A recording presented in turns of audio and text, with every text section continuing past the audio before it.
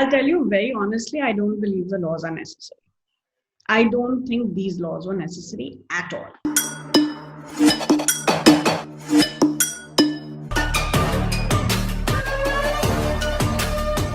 Hi, I'm Shoma Chaudhary. Thanks for watching Inquiry. Over the last few days, the entire focus on the farmer debate has shifted to allegations and counter allegations around the violence on Republic Day. But the fate of Indian agriculture is too crucial for it to be hijacked by the events of a single day. So it's super important for us at this point to step back and ask one question in good faith. If these laws are good for people, then why is there such resistance to it? Is it really that a small group of farmers is holding the entire country to ransom? Or is there genuine and deep cause for concern? In a line, what are the myths, the fears, and the facts surrounding this issue? To declutter all of that, I'm delighted to have with me Meghla Krishnamurthy, who's a social anthropologist at Ashoka University, a fellow at Center for Policy Research, but most importantly, she's someone who's been researching agricultural markets on ground for many years. Thank you very much for joining me, Meghla. Thanks so much, Shoma. So, Meghla, I'm not going to draw you into the immediacy of this moment and what happened on Republic Day. We are talking very heightened circumstances.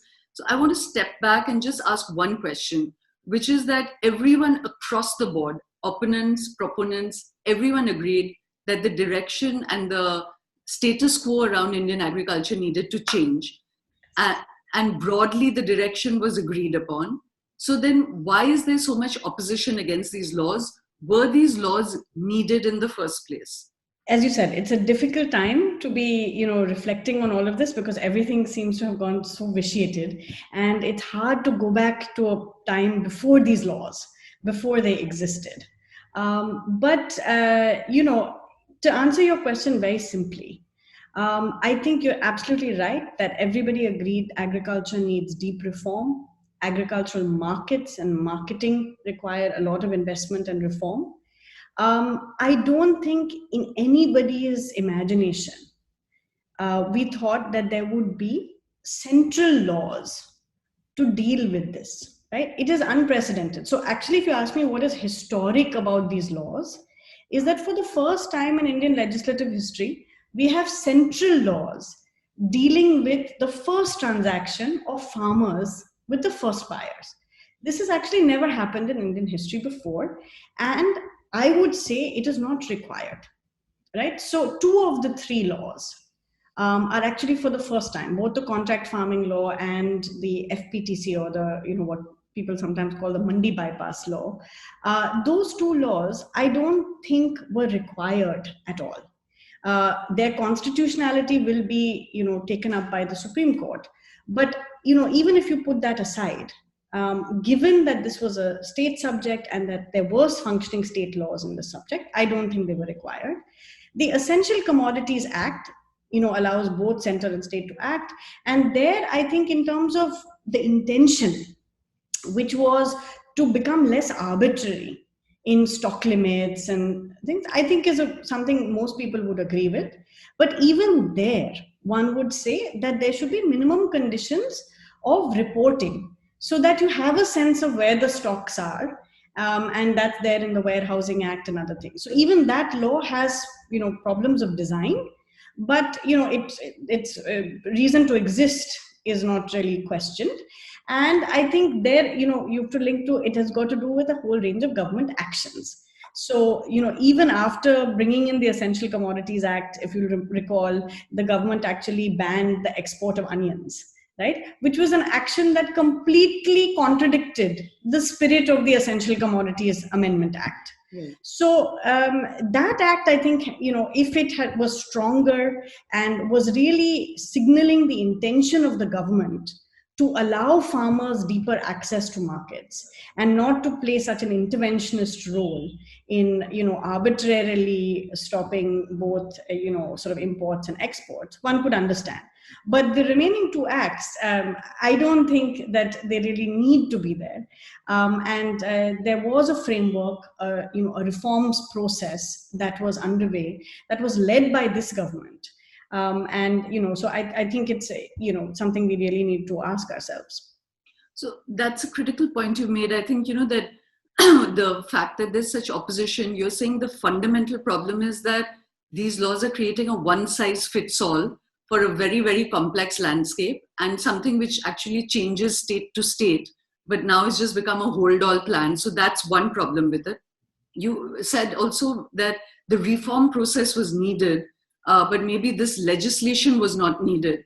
So I just want to take you step by step through it. The one that is really caught the headlines is the issue of the MSP, So I just want, now pretty much everyone knows that the MSP only affects about 6% of farmers. It affects 2 or 3 crops. The rest of farmers were anyway not governed by the MSP. So can you help us understand the farmers that want the MSP to be legalized? Is that a fair demand, or what should happen around the MSP? Yeah. So I think, it's important to go back even to the figure a little bit. I think over the last few months, a lot of people have asked, is it 6%? Is it more? It's clear that the MSP has been overwhelmingly restricted to paddy and wheat and food grains, but we know that cotton and some pulses and oilseeds are also purchased under MSP or procured by the government under MSP. Here it's important, and I think there's good data to show that it's probably more than 6%, because many new states have come in over the last 10 years and 15 years into, decentralized procurement. So certainly Chhattisgarh, Madhya Pradesh, Odisha are playing an important role in MSP as well today. So I think MSP affects more farmers than, we have originally assumed. And that's because of the changing dynamics of MSP. But I think you're raising a very interesting question, because we are all confused, right? MSP never had a law. Right? The MSP was a policy that was introduced, and a system that was introduced originally to incentivize and to give farmers assured markets so that they would produce more paddy and wheat in the 1960s. Right? Then the number of crops under MSP increased. But MSP only really functions if it is backed by procurement. Right? So if the government not only announces the MSP but procures it. So there's some confusion. It's called a minimum support price, right? Now, is that minimum support price a floor price under which the government should always buy? Is the minimum support price an incentive price to encourage farmers? Is the minimum support price a remunerative price to ensure that farmers who grow that commodity get the benefit of it, right? Now, all this is very different. Right now, we are trying to solve many problems with a single thing called MSP. What farmers need is many different kinds of support. They need strong, competitive, well-regulated markets. They need risk mitigation. They need greater support both for production risks and market risks. They may then also need income support in accessing production through subsidies. So there's a whole range of things that farmers across the world get from governments that support their actions, make them, make their life and livelihood something that is sustainable and viable. There are lots of questions, right? But we have reduced this entire complexity of agriculture to laws and to MSP, right? And this is a very unfortunate direction, because what we actually wanted is a reforms process that opens up options, that strengthens institutions, that thinks about well-directed government investment, that actually increases opportunities for different kinds of private players and actors, that provides farmers with greater support, that allows them to actually, fulfill their own economic potential on their farms. All of this is required. And now what has happened, because of, a set of laws, is that we've reduced agriculture to a legal problem. It is not a legal problem. And interestingly, this is one of the things I often think, that the Green Revolution, right? It was not a legal solution to the problem of food security. It was a massive public investment that changed and shaped production systems and consumption systems. And we are living with both its extremely strong and enduring legacy in terms of food security or food surplus. We are also dealing with its, other costs, which are agroecological and economic. So, we have to understand that agriculture changes not through laws. right? But through public investment and through the actions of a wide range of private actors. That really helps clarify, Meghla, this distinction you're making between a huge focus on agriculture, reforms, many approaches to it, and this thing about a one-size-fits-all law that has created so much resistance. So I just want to now take you through different aspects of this. The first one, though, that I want you to address is that in public mind, this has become that, oh, the government means well, and this was needed. Everyone agreed that this was needed. People are calling it the 1991 moment in agriculture, and that the entire country and poor farmers and farmers in other states are being held ransom by the rich farmers of Punjab and Haryana. So can you just address this? Is it a fair reading of the situation? Or is it that Punjab, Haryana farmers are justified in what they are protesting about? And are they, when we call them rich farmers, is that label also justified? Yeah. So, I think it's very important to think about, again, let's step back. In 2018, the capital saw very large and unprecedented protests by farmers, expressing their the distress in agriculture. There was a Million Man March, a long march in Maharashtra as well, right? This is not the first time that agriculturalists have stood up and said that they are experiencing extraordinary amounts of distress. I think we know that agricultural incomes have been stagnant. In many contexts, they've been growing slowly. The average agricultural income of an agricultural household is estimated by NABARD to be around 8,900 per month. Certainly in states like Punjab and Haryana, it is higher. It's 23,000 in Punjab, for example. And that is because farmers in every single state have a different reason for experiencing distress, right? So, farmers in Punjab and Haryana are farmers who over decades received a lot of state support in the first part from 1960 to 1980. By 1980, productivity had already started plateauing, right? They had shifted massively to the production of paddy and wheat in a monocropping cycle. This was input-intensive agriculture, which produced food grains, which the state purchased at good prices, and those prices have increased, but not kept pace with the price of inputs. So farmers in these states experience a lot of distress, right? There's high levels of indebtedness, and it is true that they have been the primary beneficiaries of MSP, right?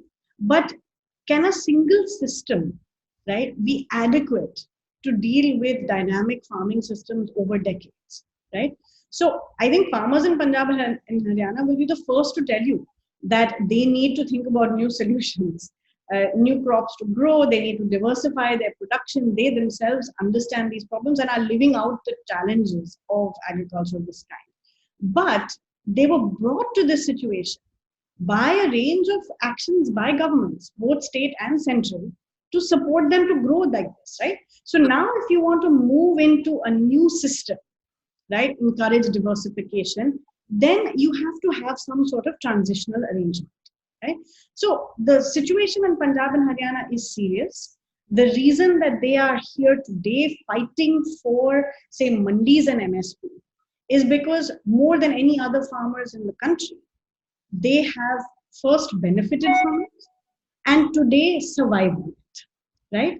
And I think it's really important to understand that it is for them a lifeline, right?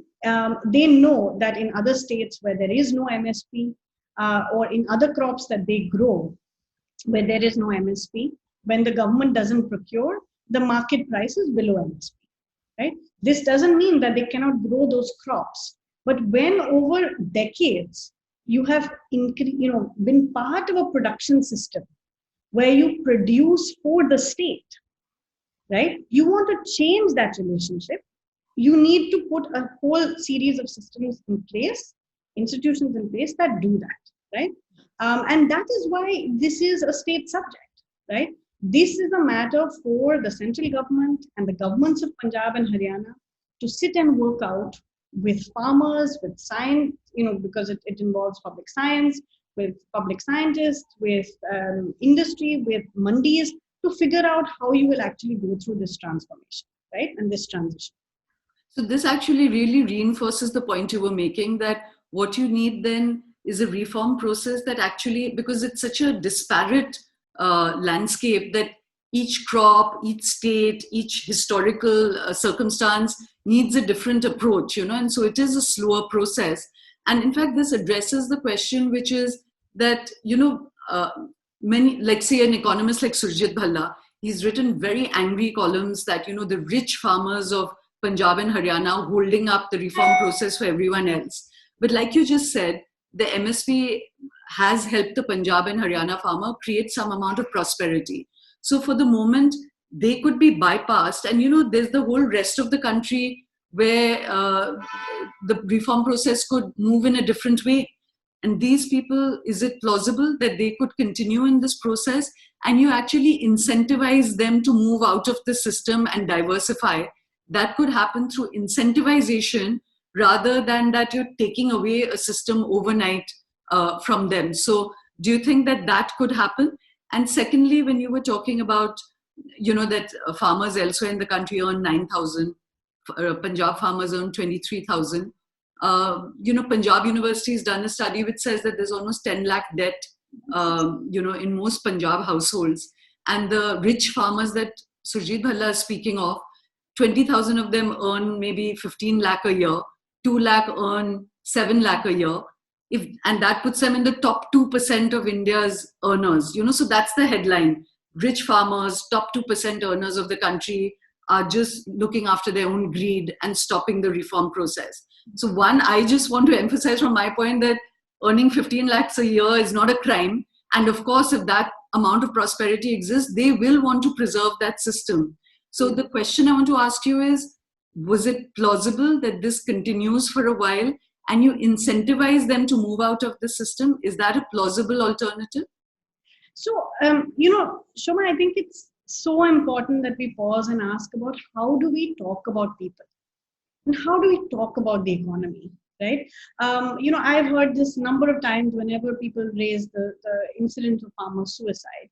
And then people say that per capita suicide is not so high, or if you compare it, it looks like more Indian students are committing suicide than Indian farmers.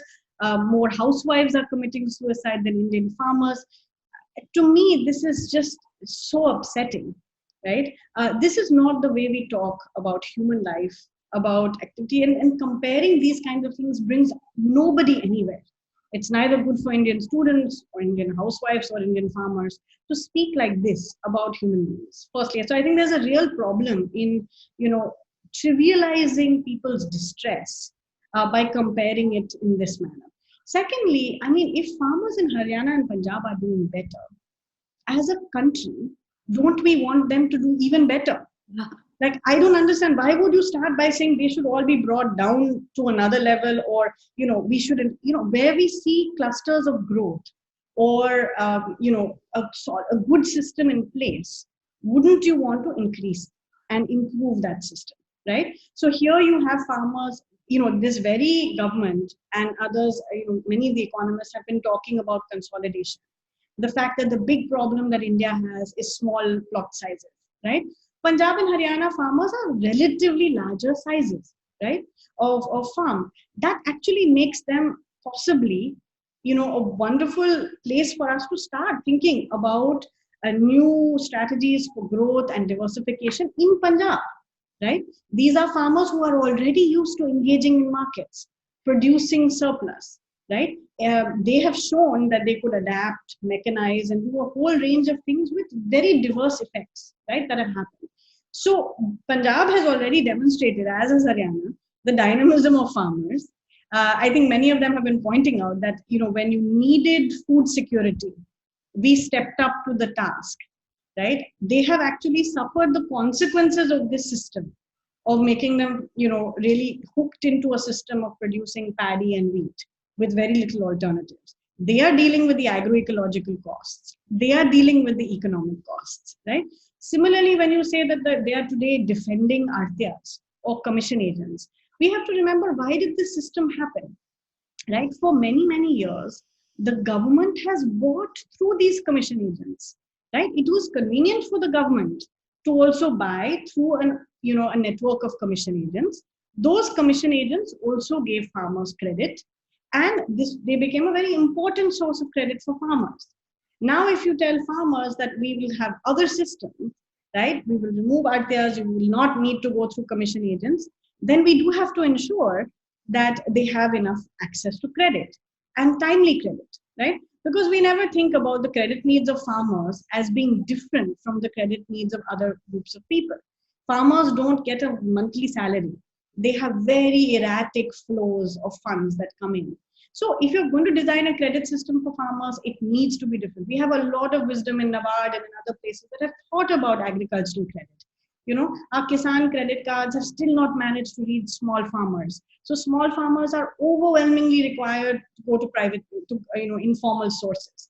If you tell them these informal sources will now be removed, right, it causes distress, because this is the system you're used to engaging with.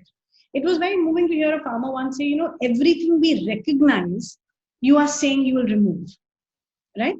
There is no doubt that farmers want and can cope with and lead transformation and innovation in agriculture.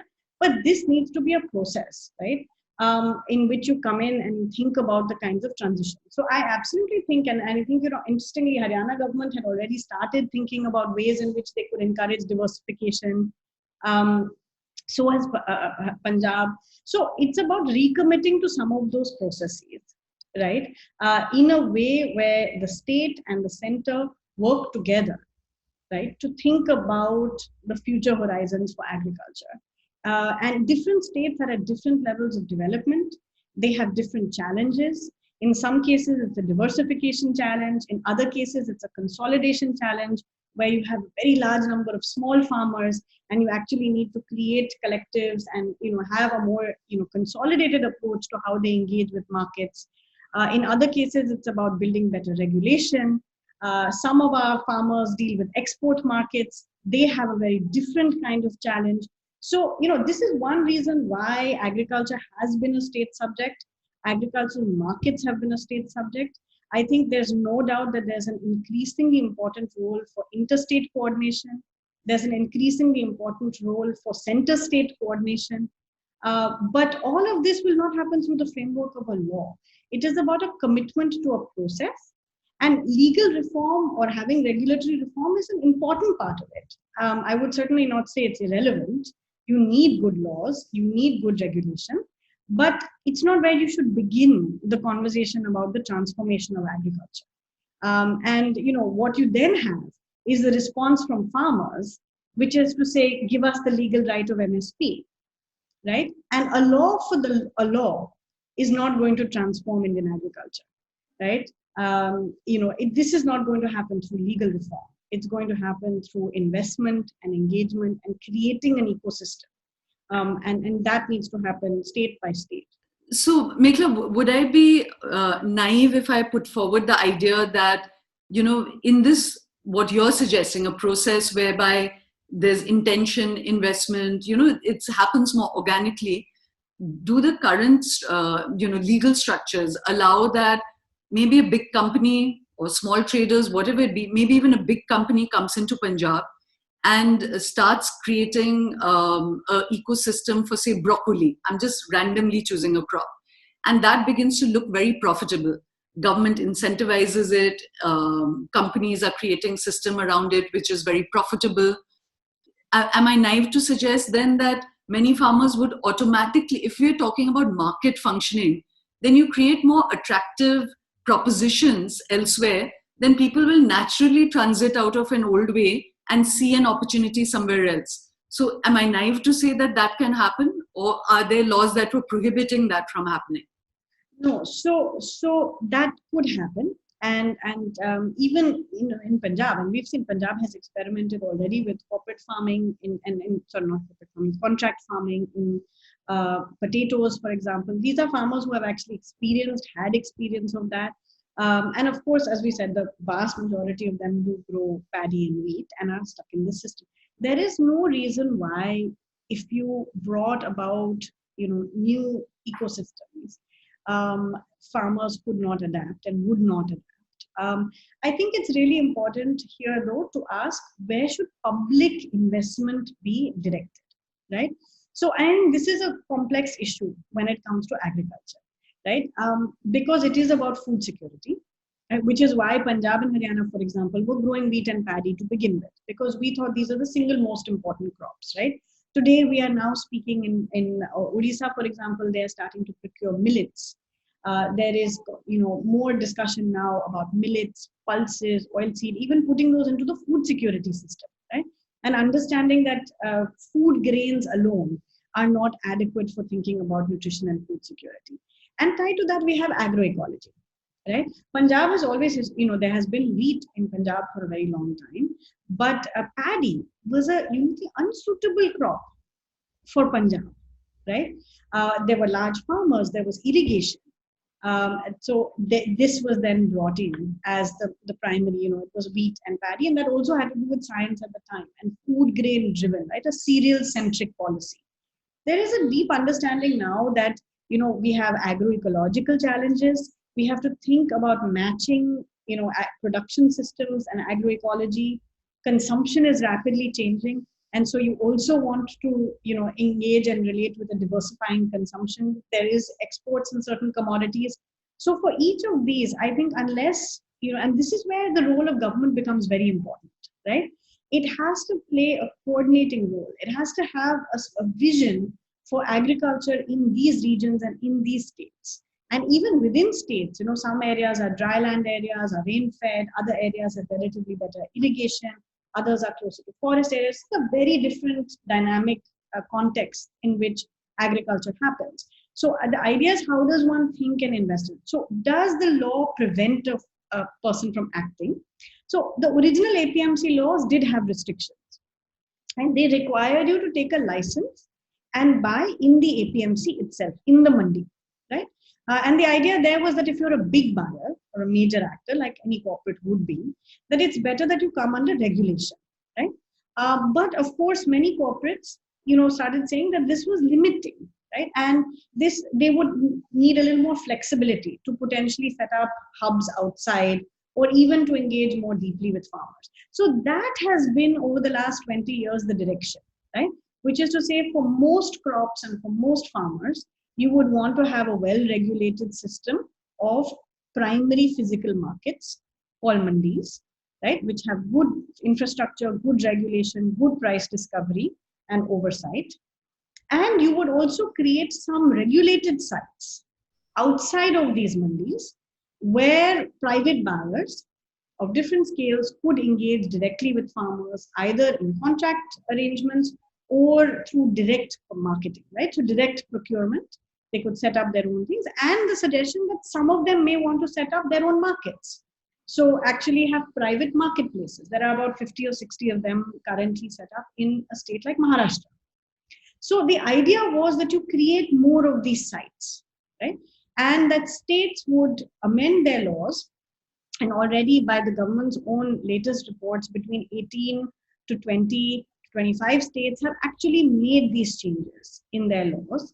That's why the government brought model acts, right? And it's important to remember both the model acts that have been brought so far in 2003 and 2017 have been by NDA governments that recognize that this was a complex state subject, but that there needed to be some levels of basic principles and standards that we all move towards that improves the old model, that has mandis, has a comprehensive system of regulation, but also allows these private sites to operate under regulation, and that states would take the lead on this. Up until last year, this was the model that was being followed. So then, in all fairness, Meghla, when you're saying that we needed regulated markets, some of the old and some new, in all fairness, the government is saying that is what's going to happen, because the old will continue.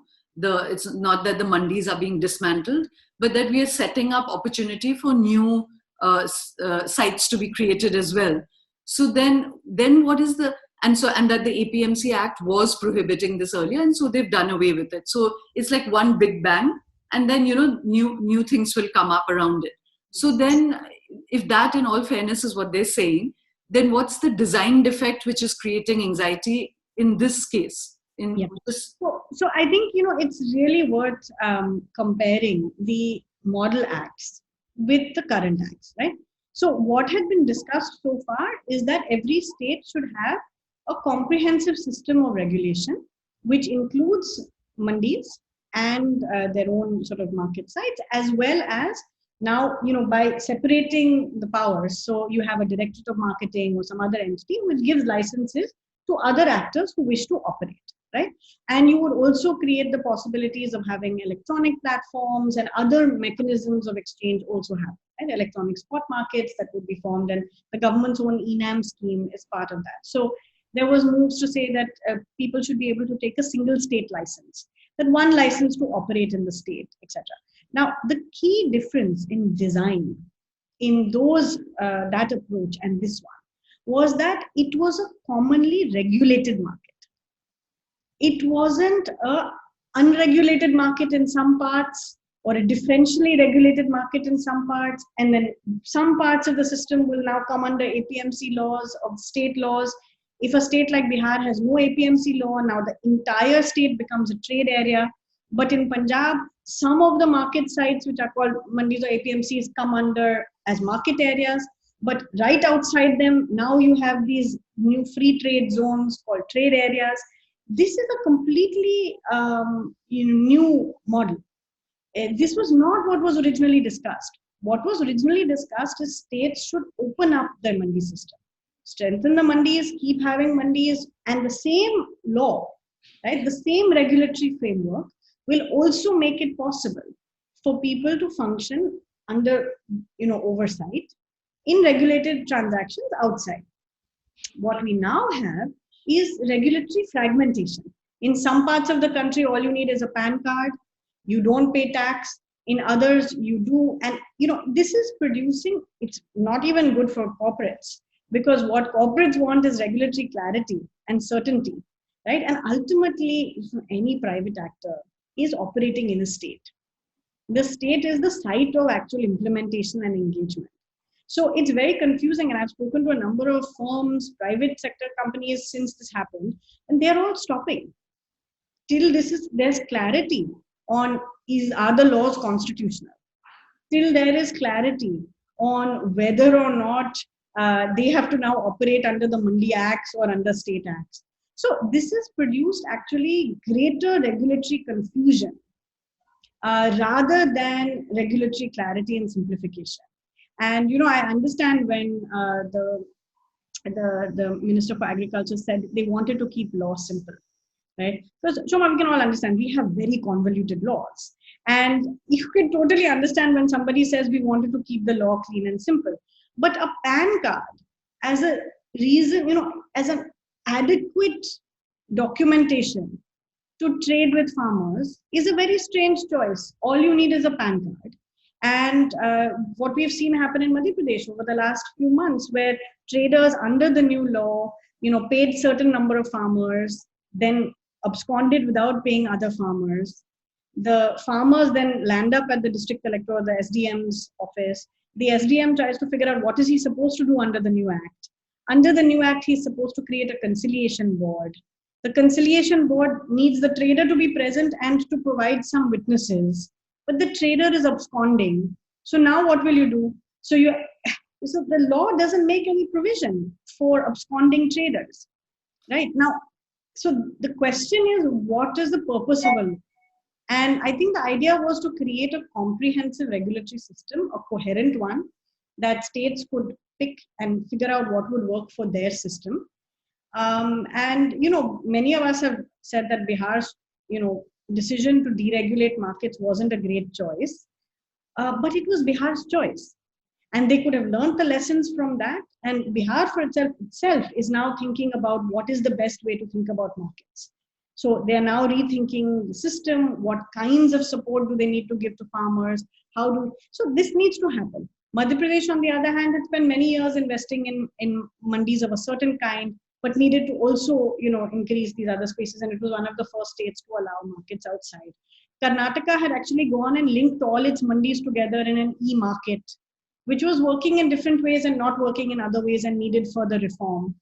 So, there are many experiments, both on the side of market reform and on decentralized procurement, that states are undertaking.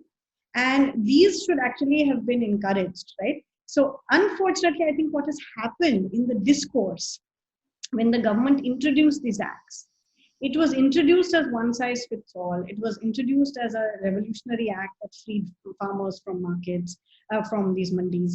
And it also was introduced as anti-APMC, right?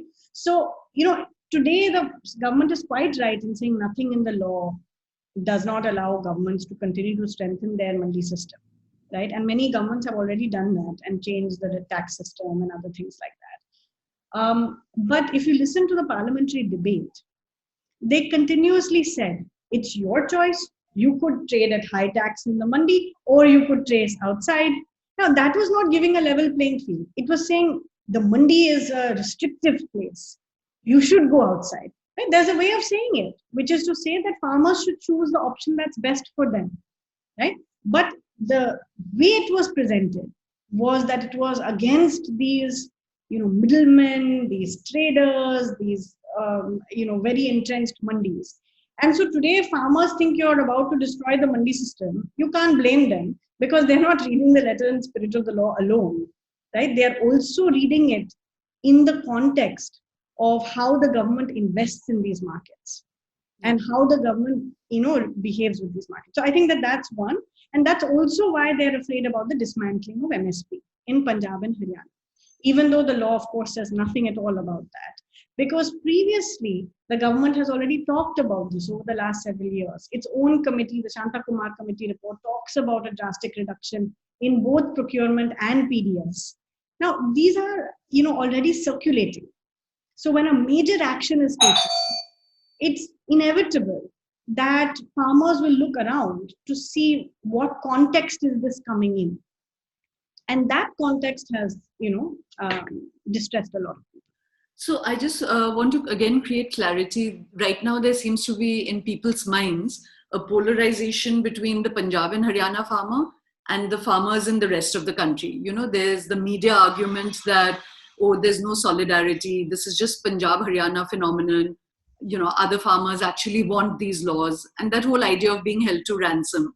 So the thing I wanted to ask you is that even the people who are calling this a 1991 moment in Indian agriculture, which includes Ashok Gulati, respected across the board, people like Surjit Bhalla, others, I think the one critical point they're making is that if these laws are to deliver, even for the rest of the farmers, let's leave aside Punjab and Haryana, what we need are 10,000 farmer producer organizations to create leverage against corporates. That is something even Mr. Gulati has been saying. So can you help us declutter that? There's this sense that if the corporates come, it'll be very good for farmers and they're being held to ransom. But at the same time, people like Mr. Gulati are saying we need 10,000 farmer organizations. Even Mr. Modi has said that the law provides creation of that. So clearly there's some danger for farmers where we are seeing that they need this consolidation. So can you help us understand that, what is going on? What is the upside of corporates coming in and what is the potential downsides for farmers? So, I think what you just said is really important, right? And it takes us back to that point about what do laws do and don't do, right? The law mentions farmer producer organizations, but nowhere does the law create the conditions for the support and creation and institutional investment that FPOs need, right? That comes under policy, right? The government has a policy, it has a fund to support FPOs. The Small Farmers Agribusiness Consortium, the SFAC, and others like NABARD and others are involved in the promotion and support to FPOs. And this movement to support FPOs has been going on for the last many years. What we haven't seen is the kind of public investment required to make this happen, right? And that's why, for example, without this ecosystem, not just large scale corporates, but even smaller corporates exist, and regional, capital exists within the current system, right? So, it's very easy to demonize middlemen and to say that everybody in between a farmer and a trader is, an unnecessary person. But how do you move crops?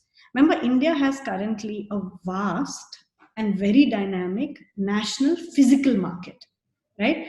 If you just look at the produce that you are eating, right, most of it has not been produced in an area close to you, right? And I have seen across all the field sites, farmers are very adaptive, very responsive. They understand changes in the environment. You know, after the APMC Act was repealed in Bihar, a local farmers group, a cooperative, went to a company that was buying just outside their village. They had set up a warehouse. So they went to that multinational company and said, can you please buy our wheat because your price is higher? The multinational company said, no, we don't buy from farmers. We only buy through traders, right? So this was right next to their village. They couldn't sell at that price, right? And why was that? It was because there were probably arrangements that have to do with credit, that has to do with a whole range of other logistics that the intermediary was providing for this company, right? And that the farmers were not able to provide. So now if farmers are going to play that role, and many people keep talking about the example of Amul and the kinds of cooperatives that have happened in milk, one must remember this happened over many years. This happened with a lot of public investment. This happened with extraordinary leadership. Let's remember that Mr. Kurian was actually helming the cooperatives when they started, right, as the manager. So, all of this then leads to, cooperatives and, farmer producer organizations. So we're very far from having that kind of ecosystem. So let's remember this is being received in the context of the government saying that sweeping changes will come in the future, while farmers are incredibly vulnerable in the present and have not seen over years the kind of public investment support and institutions that would give them the confidence that this is actually signaling a massive change, right? And in that context, it seems that some of their old protections, mandis in their minds, and the MSP procurement system will be weakened. So there's a fear that existing systems will weaken, while it's unclear what will come in its place. This really helps explain why there's a kind of pressure cooker situation when the country has been willing to spend so much in infrastructure creation elsewhere, ports, airports, highways, which will enable industry. Why is there this reluctance to create infrastructure from a government spending which will enhance agriculture? That's one question. And the second is on contract farming. That why is there fear around contract farming? What has been the experience of farmers around contract farming? On contract farming, there's been a very mixed experience. This law has raised concerns around two different elements. I think one is the question of whether land, in the way that the law is drafted, whether land gets tied up into contract farming, and there's this use of the term service provider, whether third parties get attached into the contract. So there's very poor drafting, and Sukhpal Singh at IIM Ahmedabad has really sort of broken down all the problems and the design issues in how this has confused a lot of people, including state governments, who have taken it to mean that land can in fact be attached. And so to say that no land can be attached doesn't pacify anybody if the text itself is confusing. The second thing that has across both of these acts raised a lot of concern is the fact that you cannot go to court. I think I'd just like to make 2 points to help people understand why choice is important. Now, when ITC came up near the mandis in these parts of Madhya Pradesh, the mandi also improved its systems. And that was good for farmers, right? Because now some farmers could sell to ITC, all farmers got a better mandi, and there was genuine choice between the two, right? But ITC, like the government procurement system, buys seasonally. Right? Usually even MSP procurement happens for 2-3 months in the post-harvest season. Farmers can wait for that, but not all farmers are in a position to wait for them to open. And some farmers may wish to hold on to their produce to sell at a different time, right, at a later point in the system. Now, that is not something you can do with a private hub, because the private hub will open and close when it wants. It will buy what quality it wants. If your quality falls below that standard, then they will reject it, right? Then your bargaining power decreases. But if you have a mandi, you can go and get the next best price, right, in the market there. So, you saw the importance of having mandis because they were permanent, multi-buyer, multi-commodity markets that farmers could access all year round, that set the benchmark for private exchange, that gave everybody a sense of basic visibility of what the market price was. And then you had options outside. You can't tell ITC that you have to buy all year round.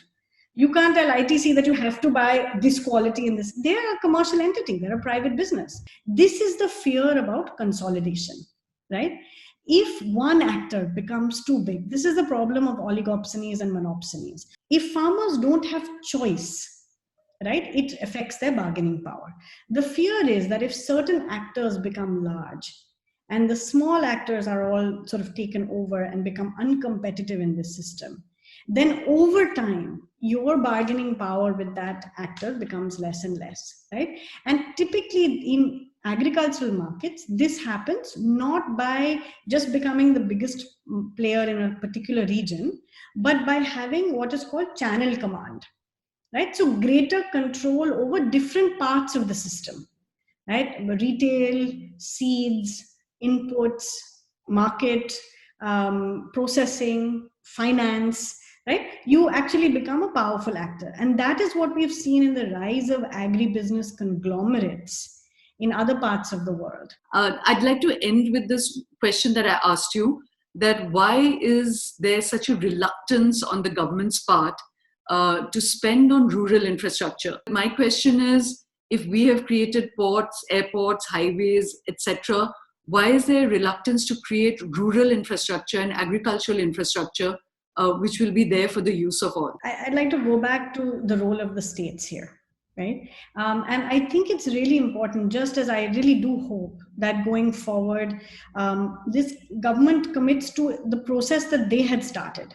Right? This is a process of saying that we need APMC reforms, that we need better, more competitive markets, that we have model acts, let the states lead the process of reform.